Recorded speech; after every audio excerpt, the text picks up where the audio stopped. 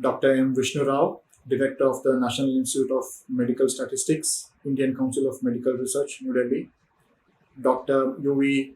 Somayajulu, President, Indian Association of the Study of Population. Other senior IASP officials and noted experts and friends in the audience.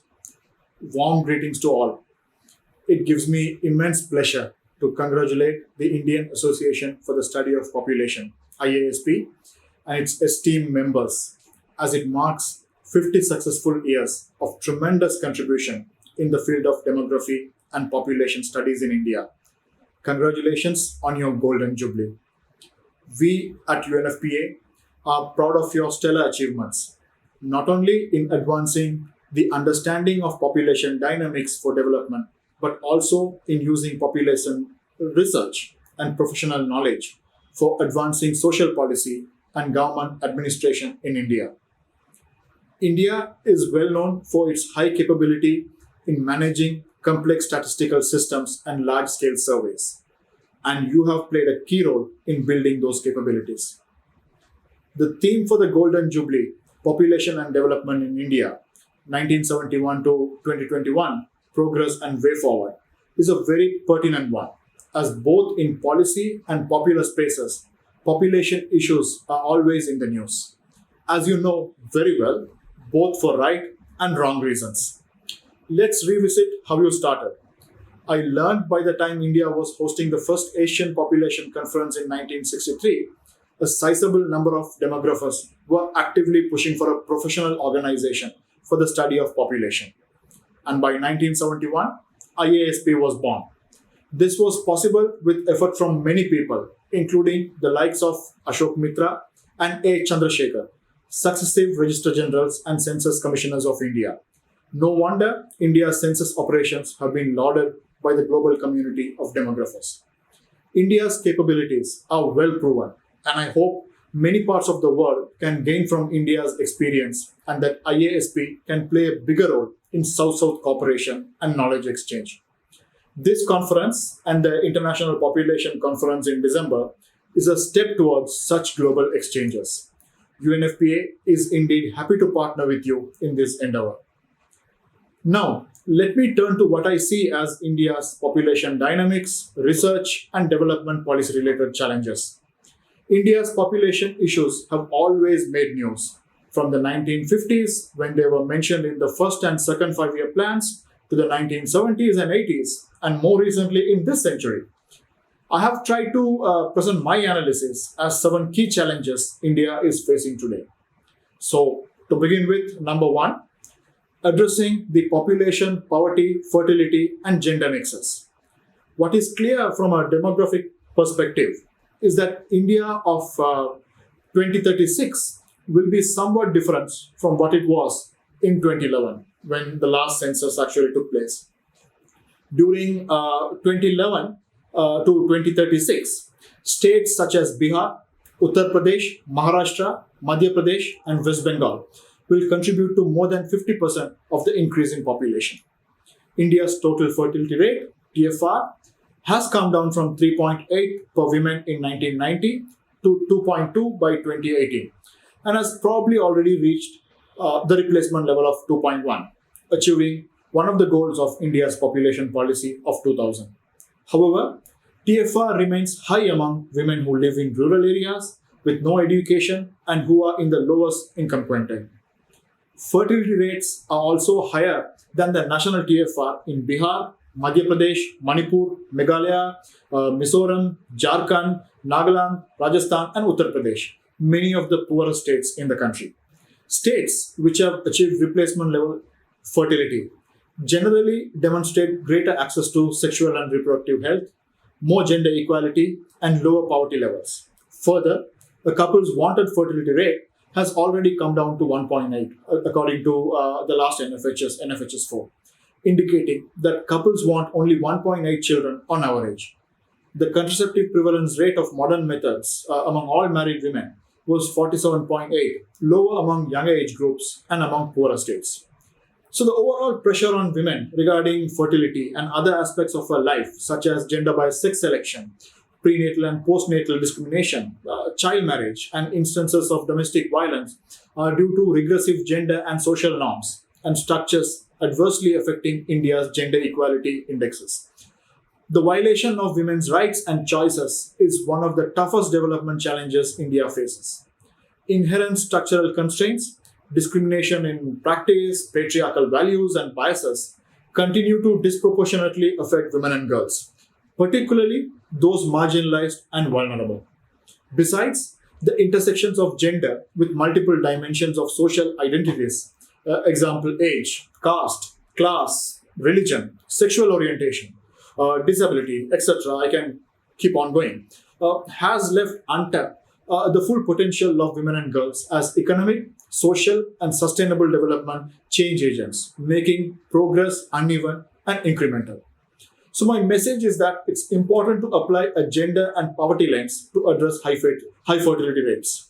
There is a need to invest more in women's education and income, especially in the poorer states and among poorer sections, providing better sexual reproductive health and rights, services, and information, meeting the unmet family planning needs, especially for the younger population, enabling women's agencies to demand better health services and ensuring those are delivered with quality. I talked about the population, poverty, fertility, and gender nexus. Next, I would like to talk about the role of data for the policy attention on marginalized groups. Though we are in the era of big data, usable data for policy for the marginalized groups is sparse. Population and development policy must respond to the diverse needs of the people, such as women and girls, young people, marginalized groups living in urban and rural areas, migrant population, elderly, and those with disabilities. The base for any policy analysis and advocacy is data and evidence. Currently, there are four main issues related to data. To begin with, significant data gaps do exist beyond periodic national surveys. Secondly, more data is needed for assessing policy impact and assessment of policy interventions for marginalized groups. Next, more capacity is needed for effective use of administrative data for making policy corrections as evident during the COVID-19 pandemic. And finally, there is a clear need for strengthening data and demographic intelligence, especially at the state and district levels. As a next challenge, I would like to highlight the issue of demographic dividend and young people. The share of the working age population, that is 15 to 59, is expected to rise from 61% in 2011 to 65% until 2041. As a result, the dependency ratio will decline rapidly until 2041. This produces a window of opportunity to boost economic development with a higher working age population in relation to dependence. Different states face differential timings of this window of opportunity, mainly due to stages of the demographic transition currently passing through, which has implications on supply of surplus labor to deficit states. The policy implication is India needs to grow richer before it gets older. This means India must develop its human capital faster and use it more productively. Use of the National Transfer Account System to design long-term context-specific policy interventions with people as consumers and producers can help significantly. The next issue I would like to highlight is the missing gender dimension in demographic dividend. Essentially, I'm talking about female workforce participation rate. Both men and women of working age must have the opportunity to develop their human capital and contribute to their fullest to a growing economy. However, there are many constraints. A binding one is that India has one of the lowest rates of female labor participation in the world, a rate that has declined significantly and is not showing signs of any improvement. As of 2019, just over 20% of women were working or looking for work, down from almost 34% 20 years prior. The ILO has described this phenomenon as puzzling. IASP can help more to solve this puzzle and throw more light into what can be done. As one of India's celebrated demographers, Mr. Ashish Bose, has said, if India did not take adequate policy measures, its demographic measures will become a liability. The next challenge I would like to talk, this is the fifth in my list, is migration. It is now well established that migration is a core strategy for the survival of the poor to improve their lives. The current instruments in India do not adequately capture the complexity of the lives of migrants. The hardship faced by migrant workers during COVID 19 was a wake up call to remind us how cities and rural areas were fundamentally linked. Rural to urban male migrants tend to come from low income quintiles and less developed states, and most of the migration occurs within individual states, with only about 1 in 10 migrants moving across states. There is a need to capture the nature of interstate and intrastate migration in detail to undertake systemic policy interventions. Study the economic and social relationship between the poorer and younger states in the northern and eastern part of India and higher income and older states in the southern and western parts of India. In addition, more data and studies are needed to assess impact of migration on women and children and the need for SRHR, health, education, social welfare, and legal services. The next issue, sixth on my list, is urbanization. About 50% of India will be urbanized by 2050, up from 34% in 2020. Currently, India is far less urbanized than China and even Bangladesh. So, managing India's sustainable urbanization process will be one of the toughest challenges ahead for the country. If urbanization is to contribute to the realization of the SDGs, urban planners need to incorporate in their plans the unique needs of vulnerable groups for urban services. These groups include women, adolescents, and young persons, the elderly, children, people living with disabilities, and the bottom 40%, most of whom will live in urban, low income areas. There is also a need to address the inequalities and environmental distress in rural areas, which may have a large proportion of older and poorer people left behind due to the urbanization process. The final challenge or the final issue in my list is aging. Aging is an emerging population issue. Following the demographic dividend in India, inevitably aging would follow. India's elderly population is set to increase to 340 million by 2051. That is from 8.4% in 2011 to 20% by 2050. To put it differently, 1 out of every 5 persons will be an older person by 2050. However, the phenomenon of aging will occur in different states at different points of time due to differential demographic transition experienced by the states. States which are advanced in demographic transition, like Kerala and Tamil Nadu, already have a higher percentage of older population. These states need immediate attention for policies and programs for the welfare of older persons. A higher number of the elderly will be women, widowed, and in need of social, health, and financial security. Older women would be more vulnerable with relatively less financial security and lower health seeking behavior. Therefore, we need more research and studies on India's aging issue with an eye on the future policy needs and more budgetary allocation for meeting the needs of the aging population. I have now, I think, talked enough of the challenges or the issues. So now let me come to IASP's potential role in meeting some of these challenges I have outlined. I'm sure you are already engaged in some of the priorities I will share here.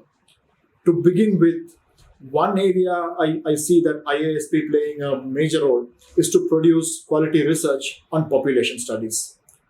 We are actually keen to see more high quality research regarding the barriers to sexual and reproductive health services and unmet need for family planning, especially among younger population in those states which are lagging behind on demographic parameters. Studies on various emerging issues such as life skills, technical capability, employability, and economic opportunities, and the drivers of women's labor participation rates in the economy to reap the benefit of potential demographic dividend are much needed.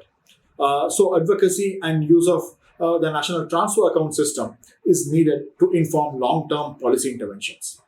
Timely studies are also needed to assess the impact of migration on women and children and the need for SRHR, health, education, social welfare, and legal services. Secondly, IASP can also play a role to inform policy using research and smart use of evidence. This is both a science and an art. How to use data and evidence to catch the ears of the policymakers and make an impact. How to synthesize the findings of various research studies on interlinkages of population dynamics and development and convert them into a crisp policy messages with a clear action points to inform policy and programmatic response at the national and state levels as well. Another way IASP can also address some of those challenges I outlined is to shape popular narrative and address misconceptions through use of data. For example, the ongoing fertility debate is one example which immediately comes to my mind. This is indeed a crucial one, right? The alarmist approaches regarding overpopulation and often depicted in media as colossal and very dangerous. But such policy approaches can prove to be extremely harmful if they undermine individual health, rights, and choices. There is an urgent need to address such misconceptions with the use of data and evidence, highlighting the real issues of women's reproductive rights and choices to make decisions on accessing healthcare, using contraception, and especially in matters of choosing their family size. Next is something I know that IASP is already doing, but I would again like to stress is to produce quality researchers. Capacity building of young researchers and demographers on the contemporary issues and motivating them for undertaking policy relevant research on emerging population issues is the need of the hour. IASP has already has a good network and membership of both experienced as well as young and budding demographers.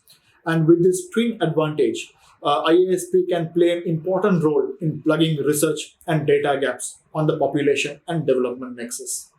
Finally, I would like IASP to continue to excel as an Indian institution of repute, working with other institutions on population dynamics around the world. With the COVID-19 pandemic inflicting all aspects of life, it is important for the demographers to examine and chart potential changes in research, considering a new world, which will be significantly different from what we have been living in the past. The research programs will need to cater to the increasing demand for demographers for the future world, which is expected to be different. At the global level, IUSSP can organize deliberations to understand the ways in which demographic research needs to move in the future. But such discussions are more important at the regional and country levels as well, where institutions like IASP can take the lead. There are initiatives at the Asia and Pacific region for consultation on how to strengthen collaborations and exchanges among the population institutions in the region. IASP should get involved in such deliberations to shape future demographic research in India and to benefit through exchange of ideas via South-South collaboration on population training and institutional capacity development. UNFPA will be more than happy to support such initiative and we are keen to further support joining up like-minded institutions in Asia. The future, therefore, looks not only of challenges, but also full of opportunities and promises as well. So let me conclude my remarks by once again congratulating IASP for successfully reaching its 50th anniversary. I wish IASP great success in meeting the challenges of the future. Thank you all. Thank you very much.